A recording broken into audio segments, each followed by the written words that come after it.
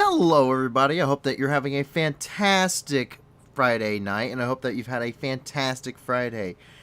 And of course, there's a ton of stuff going on in the news today. There's an absolute ton of news throughout the entirety of the world. There's a lot of stuff obviously happening inside of Ukraine. There's a lot of stuff that's happening in the Middle East. There's a lot of stuff happening throughout Europe and Asia. And a lot of this stuff, in general, usually isn't very good. That's kind of the unfortunate part. But of course, any purple dots represent cool or interesting or good things that have happened. So we do try to go out of our way to find that stuff. But in general, things just that make the news just aren't really that wonderful. Let's be honest. But luckily we can help with that because you guys have built an awesome community here. We're never doing super chats on this channel. We're never pushing merchandise. Why? Because everything we're planning on doing and everything we are doing centers 100% around charities and foundations and fundraisers and helping people throughout the world. We're 100% dedicated to that. Once we get large enough, we'll be putting those fundraisers directly here on the stream. Until that point, and even after that point, you're going to find on our Discord, our website, and here in the video description, if you go and check it out below, you're going to see a ton of different organizations, so many so that we can't even fit them all with a description. So please go and check out these organizations. They're for all around the world. There's plenty there for Ukraine. There's plenty for other locations throughout the world.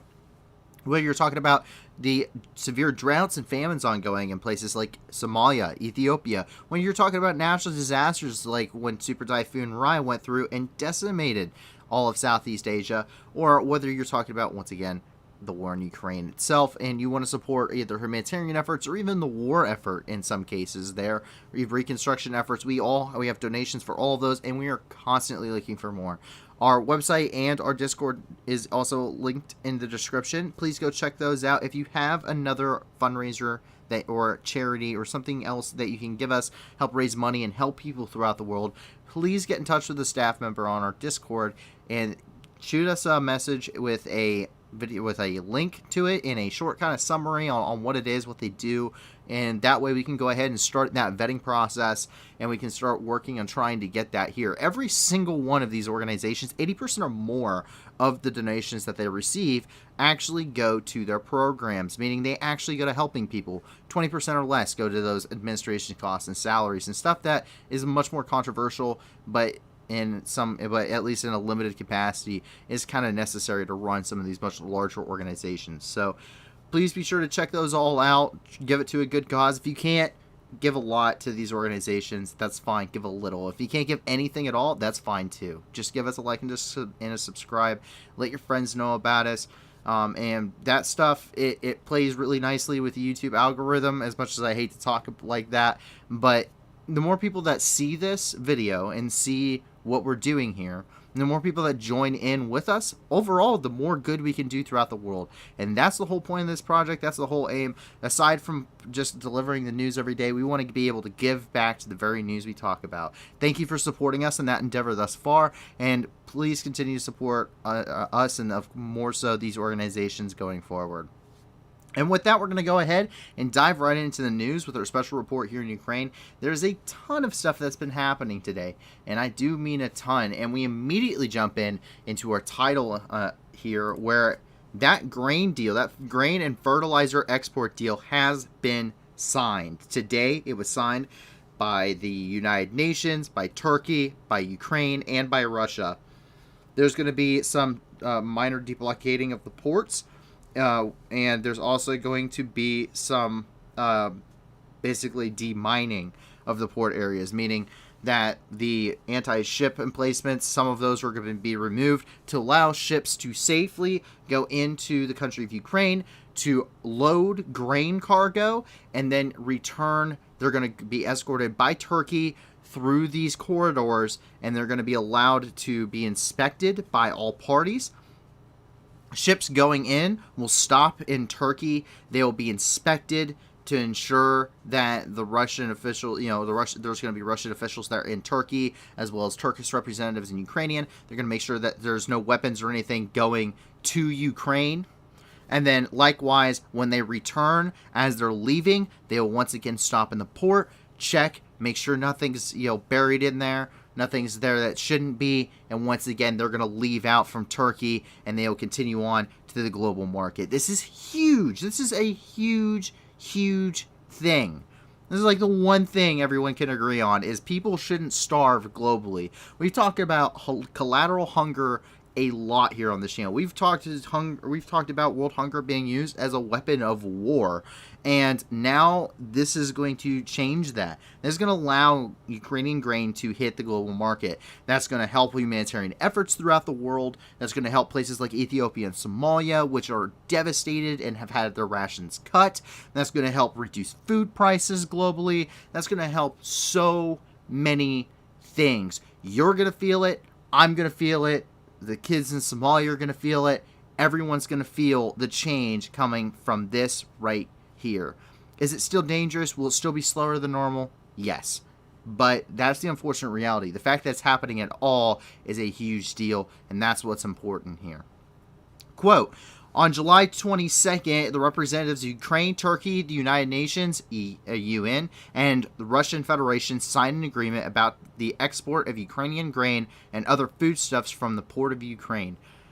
The agreement will be valid for 120 days from the date of signing, coming from Alexander Krupakov, the Minister of Infrastructure of Ukraine. And we can see this being reported by Reuters. We can take a look here.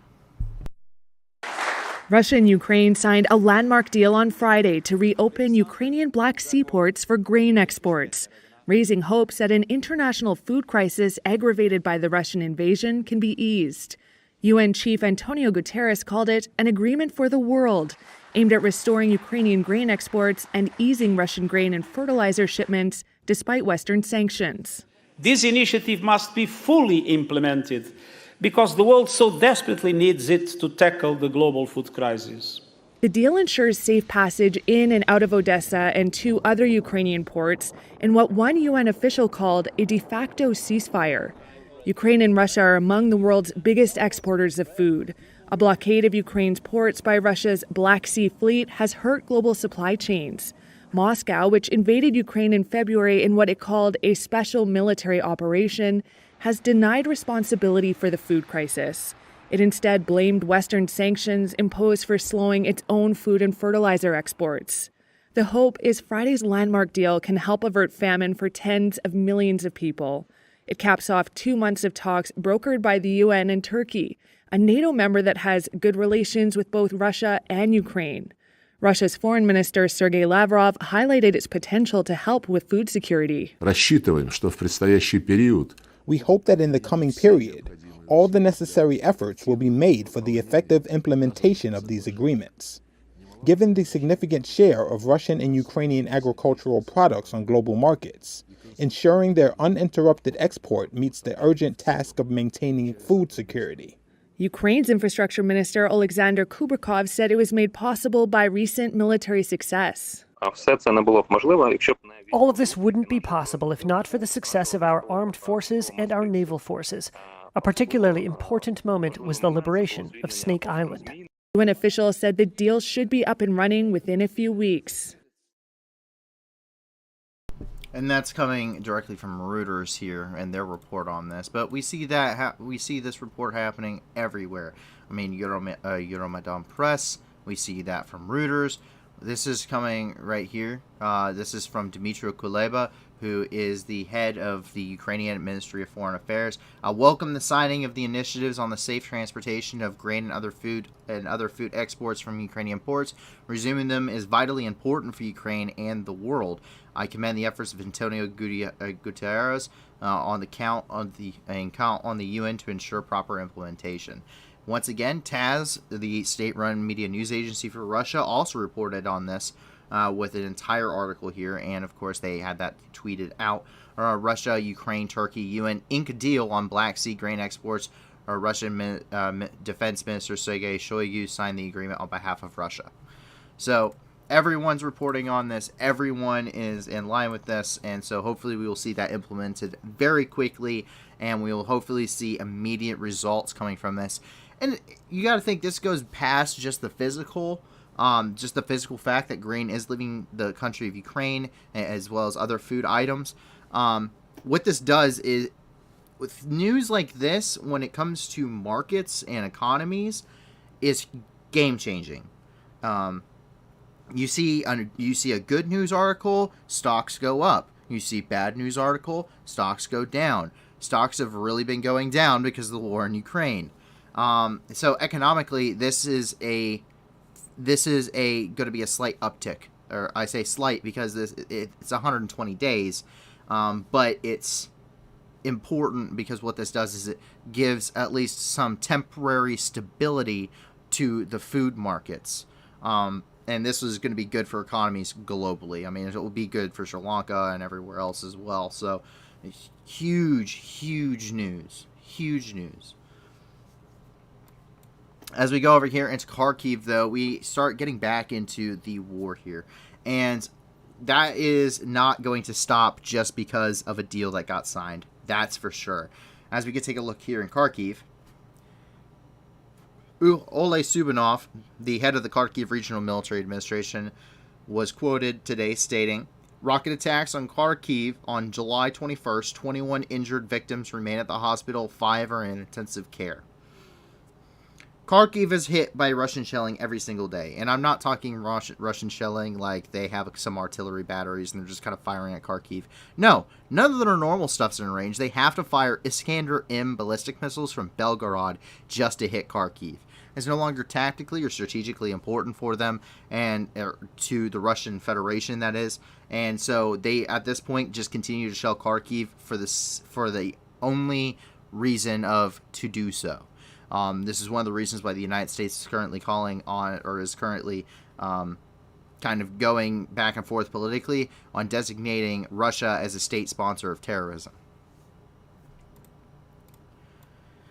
But we do know that some of that artillery is silenced here on the front, because today an entire battalion of artillery guns was silenced. An entire battalion of 152 millimeter self-propelled 2A65 Mista B howitzers has been destroyed. 8 of them in total, as well as personnel, equipment, ammunition, and fortifications. And that's coming from the press service of the airborne assault troops of the Ukrainian Armed Forces. This was later geolocated to this exact point here. It's this very clearing located here near Izium, and we do have a video of it. Take a look.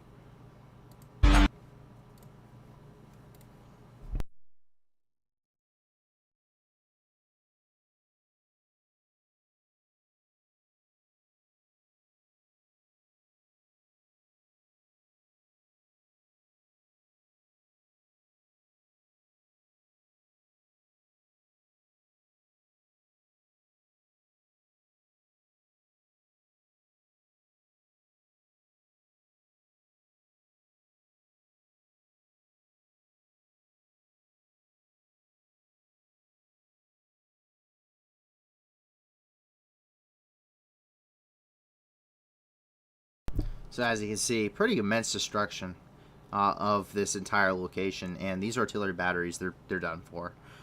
There's no, I mean, these things are taking direct hits. There is no saving that. And I mean, a battalion of artillery is a huge thing. That is an immense amount of artillery pieces and personnel. And a lot of guys that were trained are now just gone for these weapon systems. So pretty big news here over by Izium. Now we did just receive a comment from Demise FPS, who stated, while I dislike the Turkey for being too friendly with Russia, I can't deny that this deal is good. You have to give credit. You have to give credit to Erdogan. Yes, you do.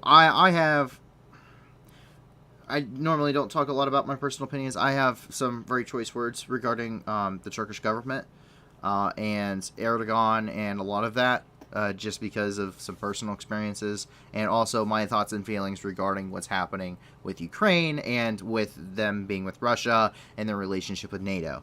I do have some very strong personal opinions on that, but to keep those out of it, Turkey has been very much to the dismay of most of NATO, has purposefully put themselves in the position in Ankara to be able to broker on both sides. They see themselves as the great mediator in this conflict.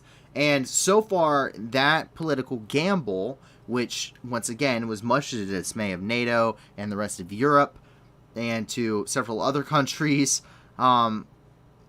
they are all, it's paid off. That gamble has paid off politically.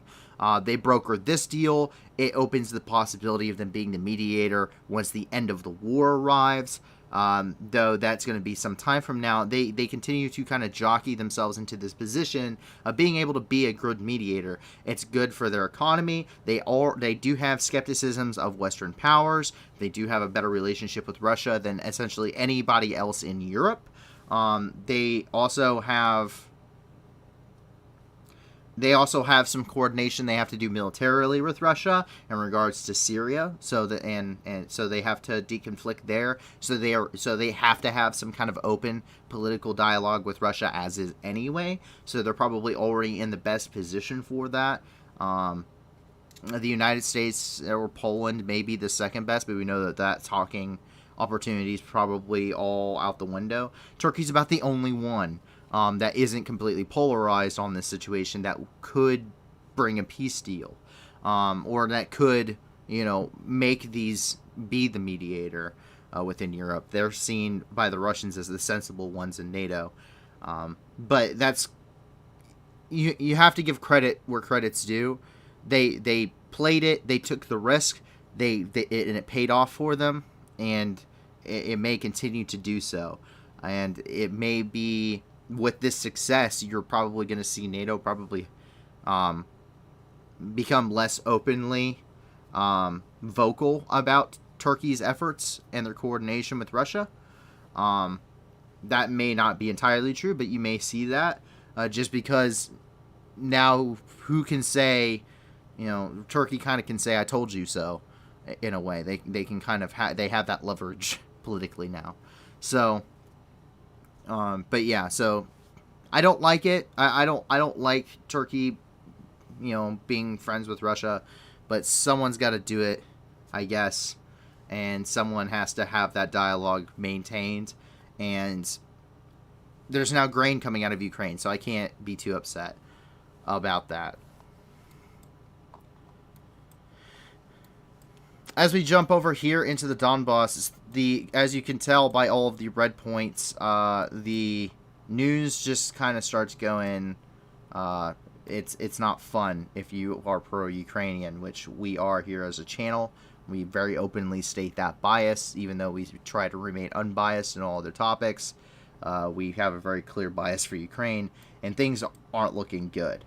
Slavyansk, which is expected to be one of the very next points which Russia is going to attempt to take, according to the international intelligence communities, open source intelligence communities, and us here on the channel. We believe that this is probably one of several points in which they may be conducting a large-scale offensive again. And precursor bombardments continue. Once again, Russian shelling hit the city of Slavyansk. It hit residential areas, mostly apartment blocks. We do not know the casualties at this point in time, but we can take a look here.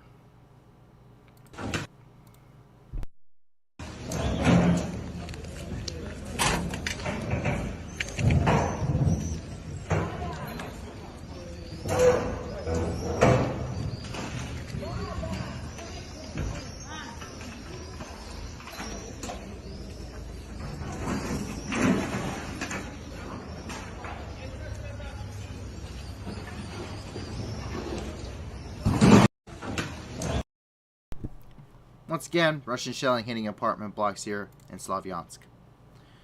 Kramatorsk, once again, also hit. This time it was a school. They did find 3 victims under the rubble of the school, which was hit yesterday.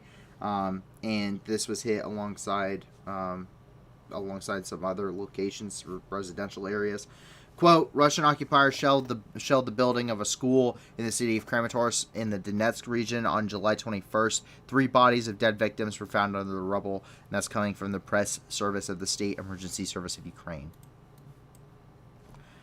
We jump over here, we get some combat footage. Russian forces made contact with Ukrainian troops somewhere here in the Donbass, and while conducting a combat patrol, they were engaged in relatively close quarters fighting. While we do not see both sides, we only get the Russian perspective at this point with this video, which is a little bit more rare. You do know that they are close enough to be within grenade range, which puts them within about 50 meters of each other where they're firing from. So that's about as far as I've ever seen anyone lob a grenade. So that's close. That's really, really uncomfortably close. That is, you can hear each other whisper sweet nothings to each other. I mean, that's close. So just take a look.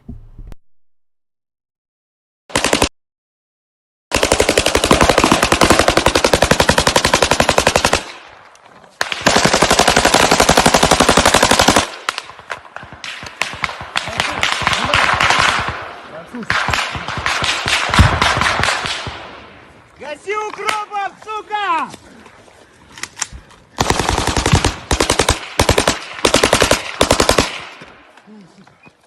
Кому гранаты нужны? Так. О, блин.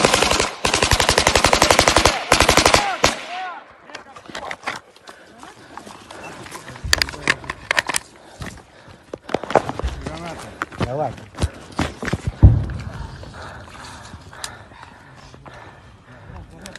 Легай, да, еще разочек отработаем.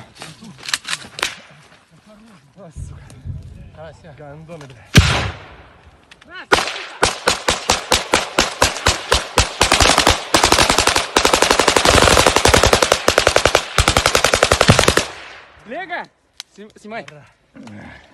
Что, отходим или что? Я буду побыкаю. Сейчас я отработаю.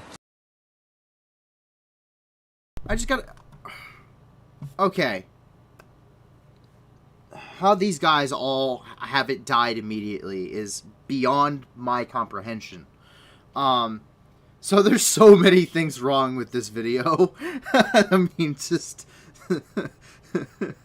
so many things wrong with this video. At a basic infantryman's perspective, first of all... Okay, we're gonna go ahead and put the sound off. Okay. So, watch this, dude. So, yes. Yes. This is the mud of the fields of Ukraine. I'm going to shove my barrel into it, and I'm going to clog it so it explodes in my face when I go to shoot next. I'm also going to take a very, very, very long time to reload my AK. I'm going to watch my buddy drop his rifle, apparently, in the middle of combat, because that's intelligent. And I'm going to watch him chuck a grenade, because it's cool. This guy's not even suppressing anything. He's not even providing his buddy cover fire. Like, he's just like, well, it's like the Soviet from Rocky IV, if he dies, he dies. Like, that's exactly what's going on with this guy. Like, yeah, fuck his buddy, right? And then this just continues. He doesn't just do it once. He shoves his rifle into the mud twice. He wants to make sure it's clogged while he's reloading, by the way. And then, okay, we see here his buddy runs up here, tosses another grenade. No, he's not carrying his rifle either. Congratulations. By the way, these are guys from the Separatists, based off of the white armbands here. So this guy doesn't even have his rifle with him. Like, he's just, I don't need that. I have hand grenades. And then he goes over here, and this guy finally starts to suppress. But what does he do? He doesn't bother aiming at anything. He's just like, by the way, I have a grenade launcher on the end of my rifle. Shouldn't use that. What's the point? No, I'm just gonna point it up and shoot. And this guy just runs up behind him and is like, yeah, that looks like a great idea. This is some shit I see out of Syria. You know what happened to the guys in Syria that did this? Dead. All of them. They didn't last very long. Fantastic. And this guy just suddenly ducks. Like, you were just standing as tall as you physically could. This guy's trying to get the reach out here. It looks like he's trying to drop a three-pointer in a hoop and missing. And this guy over and like you're standing straight up, and all of a sudden he's like, okay, I should drop down now and just kind of run away. Like, what is going on? What is going on? Like, how? The only way I can imagine this got released to the internet is because the Ukrainians were like, watch these guys, and then they just killed them and then released the footage. Yes, they're shooting at Ukrainian forces, reportedly, in this video. And they're close enough that they're throwing hand grenades. Now, I gotta wonder if this is for TikTok. This is not more... This really isn't like the TikTok army videos we see, really. This looks like it's actually semi-legit combat footage here. But these guys had to have been killed. Because this is some of the... I've seen the Syrians fight better than this. I really have. This is terrible. Like, there's so many things wrong with that. Once again, the Ukrainians have been pointed out to me as not being the most tactically proficient in the world. Like, they don't have to be the best trained. They don't have to be Delta Force or SEAL Team 6 of Ukraine. Like, no one has to be. You just have to be better than those guys. And it don't take much. Oh, man. That's... You know, I watched that video the first time. I was like, oh, yeah, finally combat footage. And then now that I've gotten a closer look at it, watching it here with you guys, I was just like, what?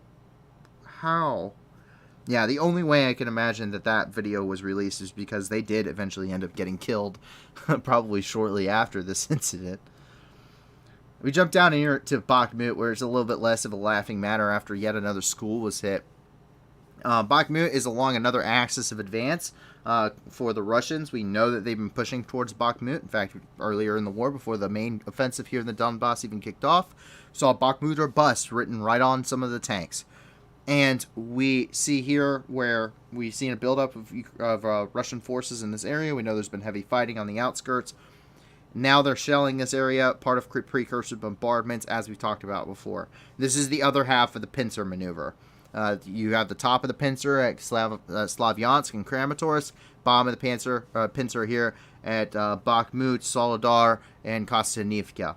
Chasiv Yar as well, you could throw that in there.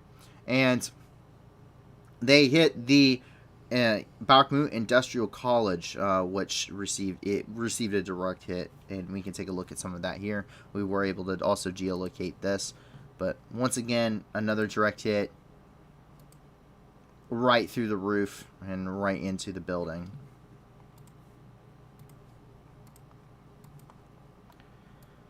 As we've continued down, we get our daily casualty update out of Donetsk. Quote, Russian rocket attacks on the Donetsk region on July 21st. 5 people were killed, 10 people were injured. And that's coming from Pavlo Korolenko, the head of the Donetsk Regional Military Administration. Avdiivka here, which is right here on the front lines, is once again receiving a significant amount of artillery fire. It seems to be another precursor bombardment. This one seems to be a little bit lighter than other locations, however. We haven't seen as significant bombardments taking place here in Avdiivka, but we can safely say that there probably is going to be a minor offensive here as they continue to try and push the Ukrainians away from the city of Donetsk and continue pushing into this region. There's also some footage that's been coming out of Russian forces firing from the pre-invasion front lines, those trenches that were created since 2014. And the static defenses, we've seen them firing from those as well, which suggests to us that Ukrainian forces are very close to Donetsk itself. But we can take a look here at what's happening, and we can see this would have been probably a grad strike that came in here. Once again, a saturation bombardment of this area, and that's coming over Avdiivka.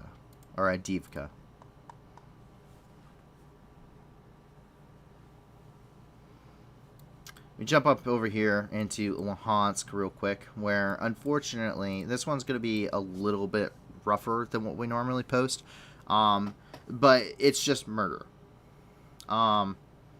That's what this is. A Russian commander shot a man in the middle of the street. A female witness was taken by the Russian forces that were escorting this Russian commander. She has not been found as of this time of reporting, but we do have a video of the scene here. Что там, блядь? Я его. Что случилось? Разбили черный внедорожник Toyota R042. Это кто? Уехали. Украинцы, укропы или наши? Нет, это русские. Что там, блядь?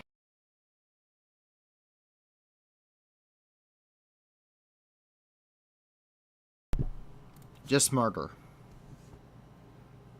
But at this point, can you expect anything out of the Russians? Every time I believe it couldn't get any worse, it seems to get worse. And this, honestly, is probably one of the more tame things I've seen the Russians do at this point. And that's horrendous to have to say. Over here, it's a very dangerous harvest. It's the harvest of the steel here in Ukraine. And that's because the spring crop of wheat is getting harvested now. And they are out, and farmers are out in force, despite the war, to tend to the fields. At this point, it is a very dangerous job. We've seen them hiding behind tractors during artillery, incoming artillery from the Russians. We've seen the Russians hitting fields pretty continuously and causing large spread fires. We can see here where a Ukrainian farmer, their combine was hit and took a direct hit by Russian shelling and has been set ablaze. We do not know of the farmer's status at this point.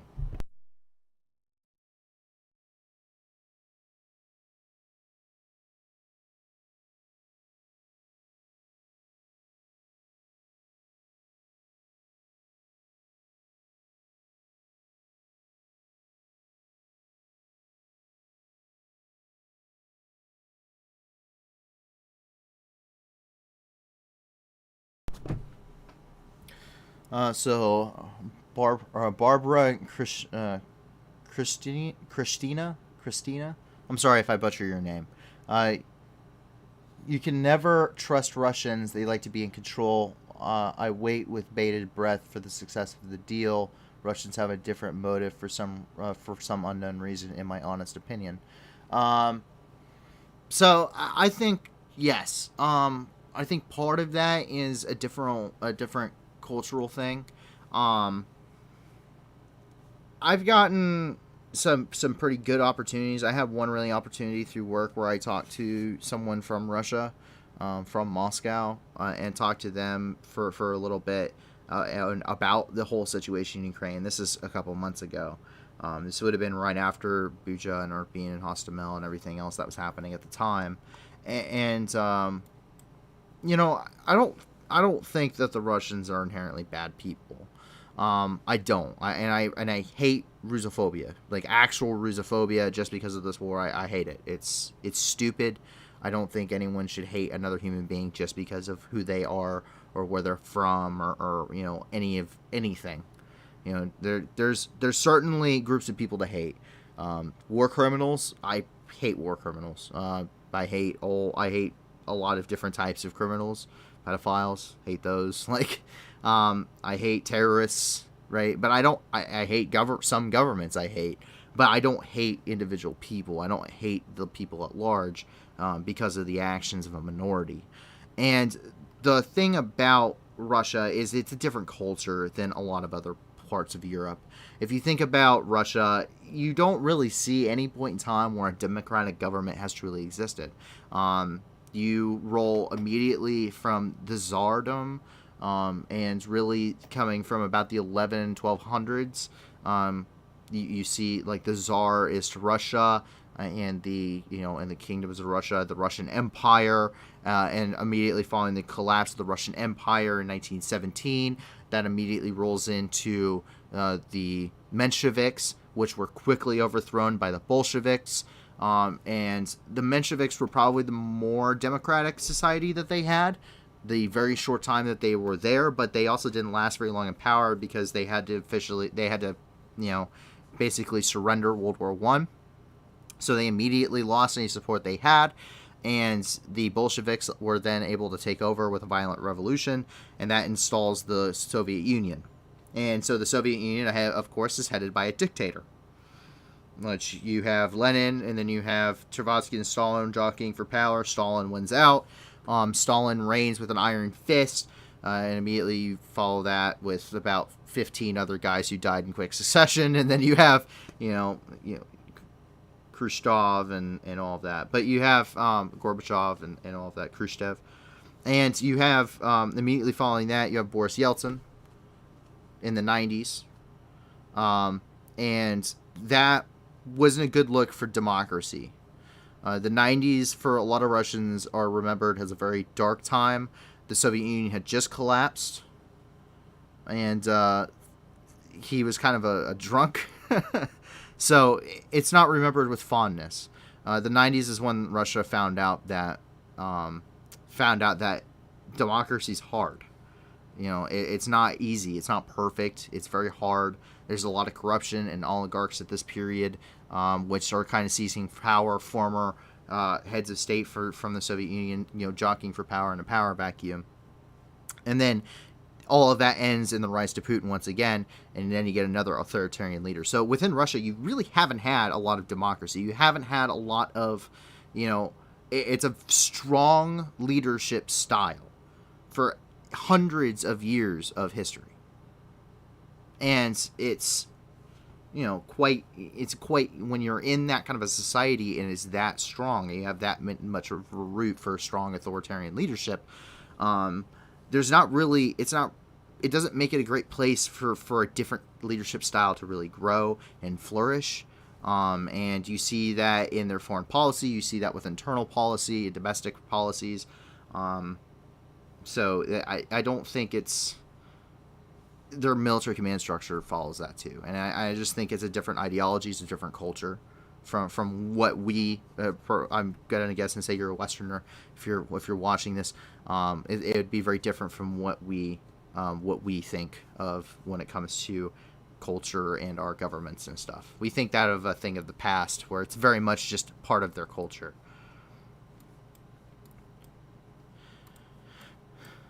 As we jump over here, Dnipro Oblast was hit with a multitude of bombardments. Quote, Russian aggressors fired missiles at the Dnipropetrovsk region on July 22nd. One person was killed and 9 citizens were injured. Local private houses and 3 schools were damaged. And that's coming from Valentin Reznichenko, the head of the Dnipropetrovsk Regional Military Administration. We do have some of that footage regarding some of the destruction here.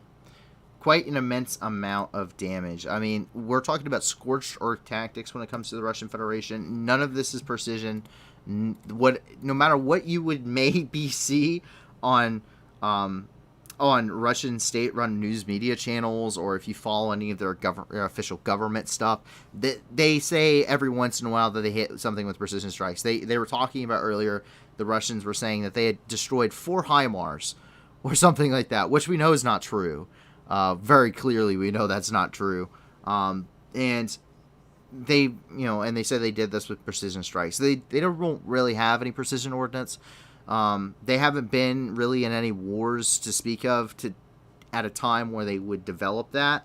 By the time the need for much more precise weaponry comes along, you see that with Iraq and Afghanistan for the United States and coalition forces. So you see military development really bolsters development overall. So you see that kind of development in precision, improvements in GPS locating and stabilizers and everything else, gyroscopes. You see that all improve during the course of the counterinsurgencies. Russia wasn't really fighting those, and it wasn't really until they got into Syria where they had pretty okay success, but they basically just bombed everything. They went back to carpet bombing, and they didn't really have any time or experience needed to develop and field test equipment that would be considered precision. So really they're running off of stuff that's hypothetical, and we've seen that it's not as good as what they say it was. and we're also seeing stuff that was developed during the time of the Soviet Union, which obviously that stuff is relatively obsolete at this period of time. Over here, this is, I'm going to try and pronounce this, Visokophilia. 1,000 Russian troops are nearly encircled here in this town. This is within the Kherson Oblast. That's according to Aristovich, who's the advisor to the president. And he confirmed that he confirmed this and said that they were given an offer. And this offer was surrender or be eliminated. Very much a surrender or die situation. And there, of course, this is actually a message that was, they took a Russian uniform. This isn't real blood, by the way. That's actually paint. But this is from Kherson. This is a partisan thing that happened a while back, actually, and they're just using this photo.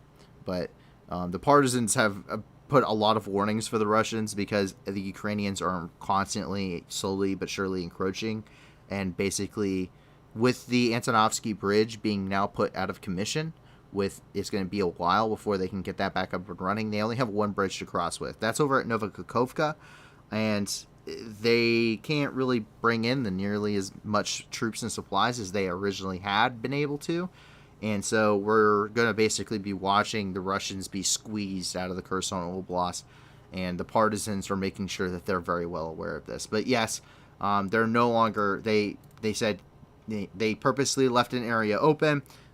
The Ukrainian forces did here. They said, leave this village or we're going to kill you all. And that's kind of what is the situation is here. That's not the only thing. Here in the Kherson Oblast, more Russian logistics have been destroyed. Quote, the armed forces of Ukraine have destroyed 5 military team sites, 2 Russian ammunition depots in Skadovsk and Berislav districts of the Kherson region on July 21st. And that's coming from Operational Command South. So we continue to see those HIMARS and M270s getting employed very effectively by the Ukrainians. They're hitting ammunition depot after ammunition depot and after ammunition depot. The actual ammunition destroyed here is not significant. It's a very, very small fraction of what the Russians have stockpiled or even allotted for this war effort. But what is important is by destroying these, you're lengthening the supply lines. Those trucks now have to take, now can only make so many trips, so they're making fewer trips to the front lines. They're carrying less supplies doing so, burning more fuel. They're stretching their vehicles more, which means they need more maintenance. They need more fuel. They need to carry less loads so they can, so they're not putting as much wear and tear on these vehicles. It takes longer to get to the troops. And logistics means everything in a war. Your economy and your logistics is everything. If you don't have those two things, which Russia is quickly being depleted of, especially logistics, then you cannot win a war. You can win a battle with the ammunition you have on hand, but when the counterattack comes, you have nothing to defend yourself with. And that's essentially what we see here. If you look at the firm's fire map from NASA, which is a very good indicator regarding how the ferocity of Russian bombardments, you see it's very limited compared to what it was simply 2 weeks ago when HIMARS were first getting employed inside of Ukraine, and that has completely turned around. Between the 6th and the 12th of July is a complete difference in the battlescape for Ukraine. And those HIMARS are definitely playing a major role with it, and we know that they will be getting more. That's actually it for everything here inside of Ukraine, but there is a ton of stuff coming from outside of Ukraine, so we're going to go ahead and take a look at some of that. If we jump over here into Slovenia, where Slovenia is seeing a massive amount of fires. The population of 3 villages was evacuated, which is where a zone of a very large fire is currently ongoing. The country's authorities called the fire the largest in 30 years within the existence of the republic. So one of the issues here is it's not just how large it is, covering over 2,000 hectares, but it's also the high temperatures of this fire is setting off ammunition. Remember how I talked about in Ukraine, the ammunition is going to be, of the unexploded ordnance is going to be an issue for decades to come, and how I referenced the fact that there are parts of France They're too dangerous to go to for civilians because there's so much unexploded ordnance just from World War One. Slovenia has the same problem. Due to high temperatures, ammunition that has been lying on the ground since the battles of the First World War is exploding because of how high these temperatures are within these fires. It's cooking off unexploded ammunition from over a century ago, making even more fires and making it especially dangerous for any crews down there trying to put these blazes out. It's a very terrible situation that we're seeing at this point here in the nation of Slovenia.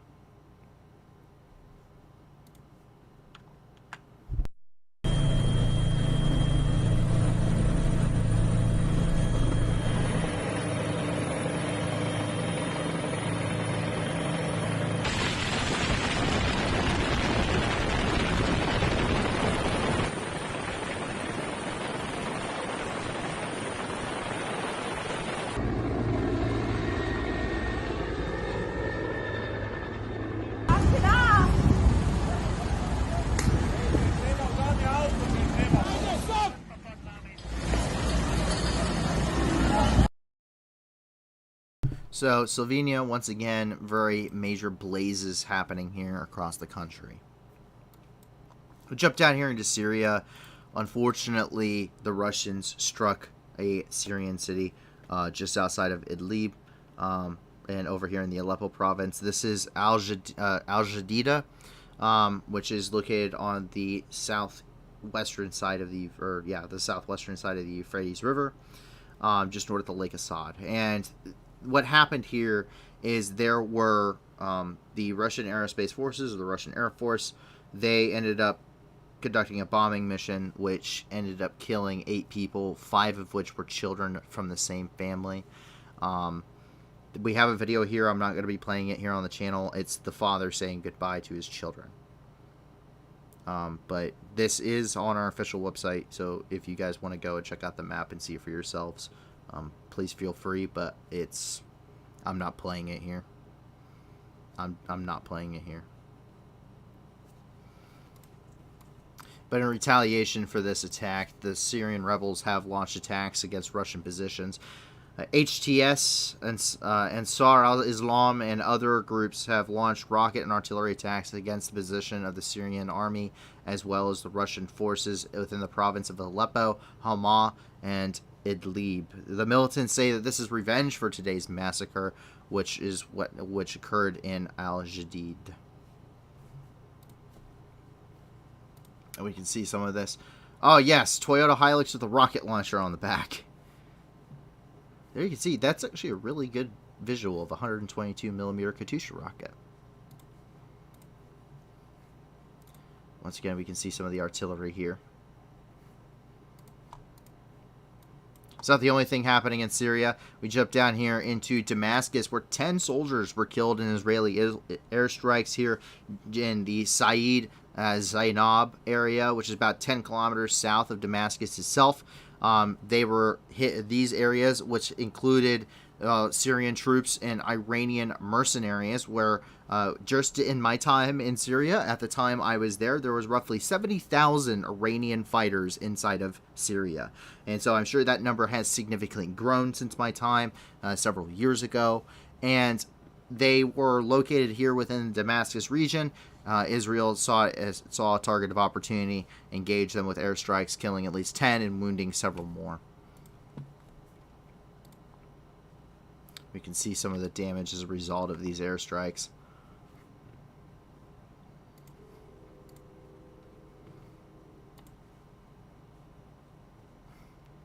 Israel has hit this part of Syria numerous times over the last few months, as pro-Iranian fighters have allegedly supported Hamas and other groups that are engaging IDF and IDF forces, and as well have been trying to destabilize Israel, essentially, at least according to the Israeli government. So that's one of the reasonings for this. Also, Syria and Israel just never have gotten along, and the Assad regime is not the greatest in the world, so they just kind of see it as a target of opportunity to kill 2 birds with 1 stone, and just have been striking the country since about 2014.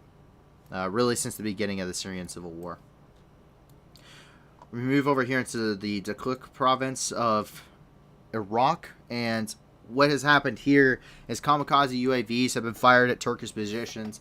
Unknown individuals fired 2 kamikaze UAVs in the direction of Turkish armed forces here in Kirkuk, but the air defense systems shot these both down.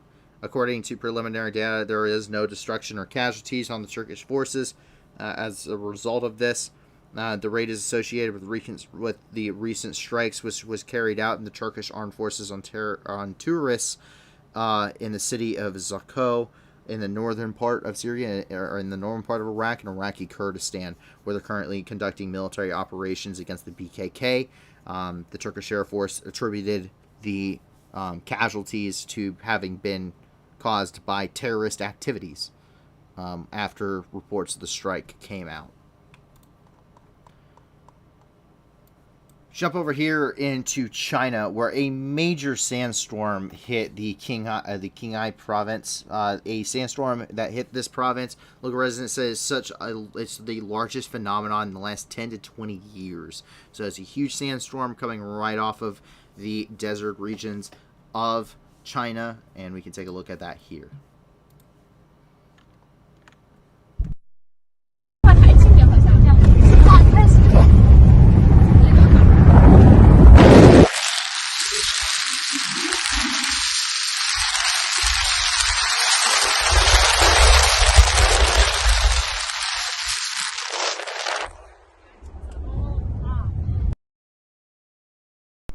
Yeah, nope, I don't miss it.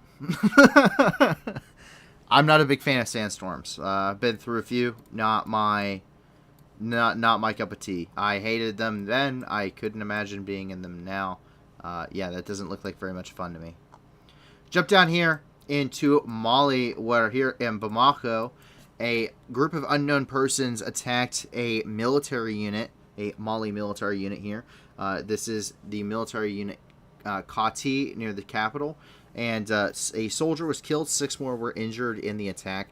The attack began with an explosion of 2 cars filled with explosives, so a couple of vehicle-borne IEDs went off, and then the militants started a shootout with the military forces. The security forces, of course, resisted and waited for reinforcements. The attackers then retreated.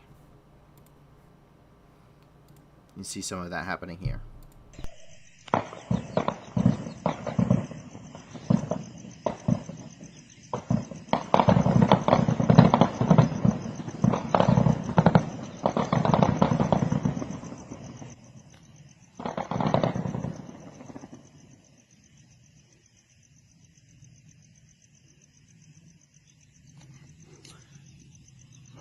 Maldenw aw ni sɔgɔma aw minnu bɛ yen aw bɛ k'an lajɛ sisan aw minnu bɛ Mali kɔnɔ Mali kɔ kan 5h17 an y'a ye tiɲɛnikɛlaw ye.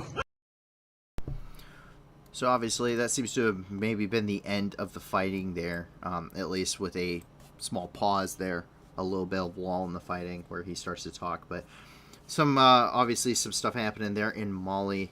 In Mali, the situation has really degraded significantly over the last few months. Mali already had a lot of instability. The military junta took power in Mali.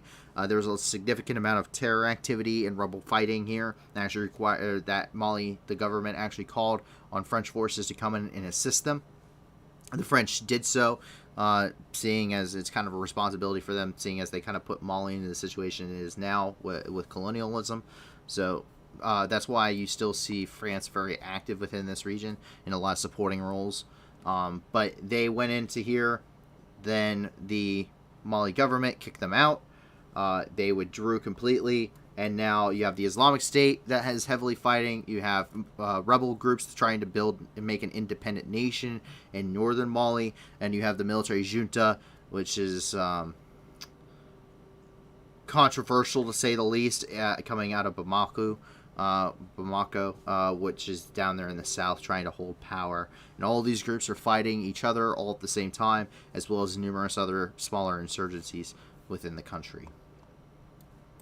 We jump over here into the United States, where we take a pit stop here in Washington, D.C., where the U.S. has approved additional military support for Ukraine. The total amount of support to be given, $270 million in military aid in this latest drawdown. First of all, we have the official briefing here, or the official release here. This is the memorandum designating to do another drawdown from the president to the Secretary of State under Section 506A1 of the Foreign Assistance Act of 1961. And we continue to see that further with the official release from the Department of Defense. So this is the official press release where they announced $270 million in additional security assistance. The drawdown will be $175 million worth of assets, with $95 million in the Ukraine Security Assistance Initiative funds, or the USAI. This is the 16th drawdown of equipment, and right now what they're looking at is 4 additional HIMARS systems with additional ammunition, obviously not disclosing the amount, 4 command post vehicles, so they'll be getting 4 mobile command centers, 36,000 rounds of 105 millimeter ammunition for artillery guns. Very interesting. Additional anti-armor weapons with spare parts and other equipment. That means we'll likely see more Javelin action happening here, as well as AT-4 and LAWs. And they will also be providing Ukraine with 580 of those basically very top secret Phoenix Ghost tactical unmanned aerial systems. We don't know anything about the Phoenix Ghost. Nobody does unless you work at a very nice level of the Department of Defense. I don't have the clearance for it, nor do I need to know, and so we're not going to get that information. They have been very adamant that the only people that will release that information publicly will be Ukraine, and I haven't seen any footage of a Ghost Hawk. Have you? Or a Phoenix Ghost, sorry. Have you? I haven't. So, very important. That brings now up to $8.2 billion in security assistance for Ukraine at this point.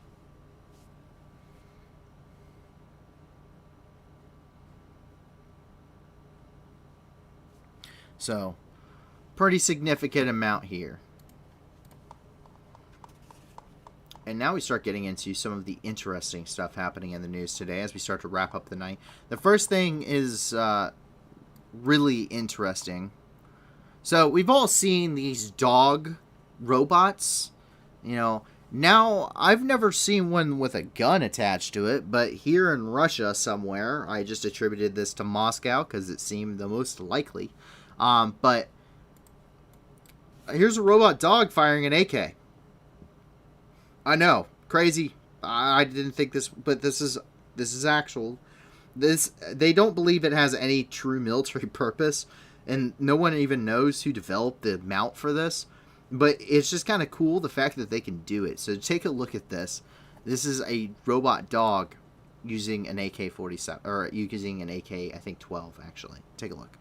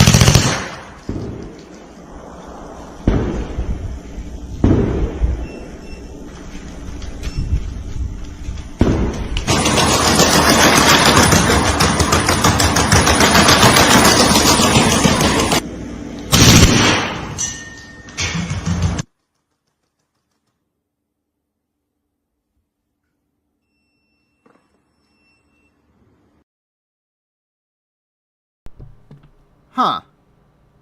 Uh, not effective, but still terrifying, if I must be honest. If I saw like a swarm of these coming over the horizon, I'd probably run for my life. I mean, there was no chance it would ever hit me, but I'd be terrified. Like, that's just kind of terrifying, if I'm gonna be honest. Like, it's just kind of, nah, not here for it. It's just, so Demise FPS says, can you imagine a minigun attached to one of those robot dogs? Well, it doesn't handle an AK all that well, if I'm gonna be honest. Like, this thing has no stability whatsoever. Now, once again, Skynet is watching, I'm sure, and I'm sure they're taking notes, but I'm not, I don't think it needs a minigun. It terrifies me enough with an AK. Like, it's just some rudimentary job someone did putting this on a robot dog. Congratulations, whoever had this idea. You have now scared the absolute crap out of me, and I really do not think I want to even see these things anymore. It's terrifying. Absolutely terrifying.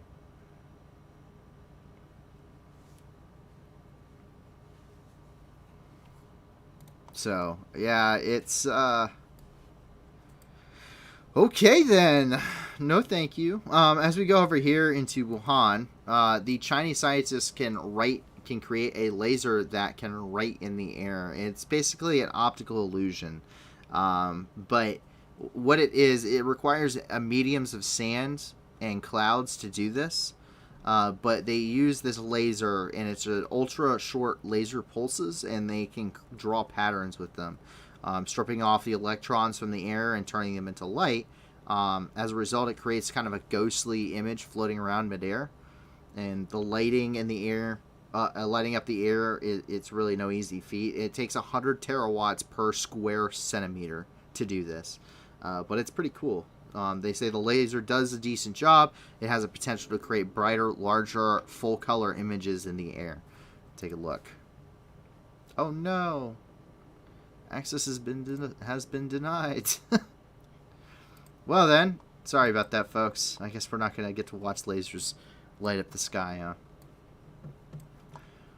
Jump down here into the University of Florida, where scientists have learned how to rearrange atomic bonds, not bombs, but atomic bonds with a single molecule. Building complex molecules is currently a very inefficient process. It's really difficult. We understand how complex molecules work in general terms, but it's very inefficient rebuilding them. But help may be at hand now, because the Dr. Florian Albrecht of the IBM Research Europe and co-authors succeeded in creating 3 different products starting from the same basic form. Just by choosing different voltage combinations and applying them to bonds within the molecule. They even found that the products could be switched back and forth at will, meaning that they could construct and deconstruct different complex molecules with this method in a very effective and efficient manner, which could end up helping speed up different processes there. But if you want to learn more, you can check out here the iflscience.com, where they talk about this. You can also go to science.org, where they have part of the research paper down there linked as well. And finally, we jump over here to San Francisco, where a team of scientists unveiled a neural sleeve for leg muscle rehabilitation. It's the psionic neural sleeve, and it's the first of its kind in an attempt to create clothing that's truly bionic. It allows wearers with the potential of making gains in areas such as walking speed, balance, gait efficiency, and overall safety. Traditional FES, or functional electronic stimulation, is usually limited to stimulating just the ankle or ankle doriflexors and muscles around the foot, essentially. So basically, any of the muscles in your, everything in your ankle and in your foot. But and that allows for the lifting of toes off the ground during the gait cycle. But by activating multiple muscle groups, the sleeve can orchestrate the sequences and series of small movements that, when added together, help create a healthier, more purposeful stride. What does this mean?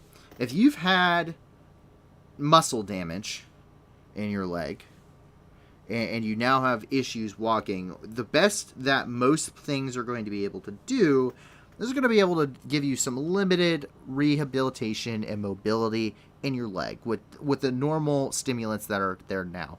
They're activating 1, maybe 2 or 3 different muscle groups at most, which, when your body is made up of massive segments of interconnected muscle groups that all work together, when part of it's damaged, activating just 1 or 2 isn't really going to be what you need. By doing this sleeve, what it's going to do is it's going to activate a wide variety of muscle groups, and that simulates, and it will stimulate these muscles to expand and to contract and to expand as needed, and that really simulates how you would normally walk if you did not have that damage. And that's going to allow you to basically improve your walking, and it's going to rebuild those muscles, rebuild those those links, and it's going to allow people to basically kind of get a little bit of their life back, being able to walk normally again without having limps or assist or really any kind of assistance, which is pretty cool. Just take a look at that there. I mean, like I said, it's going to activate a wide variety. You're not just talking about your feet and your ankles. You're talking about the muscles in your calves. You're talking about the everything there. So that's pretty cool. It's a big development when it comes to medicine. Not everything has to deal with huge strides in certain things. Some of that stuff, or when I say huge strides, I'm not talking about we created the first ever. Some of this stuff, quality of life stuff, basic therapy improvements, building on already known concepts. Development is a process that takes many iterations and many very ingenuitive, creative minds, building upon each other's work.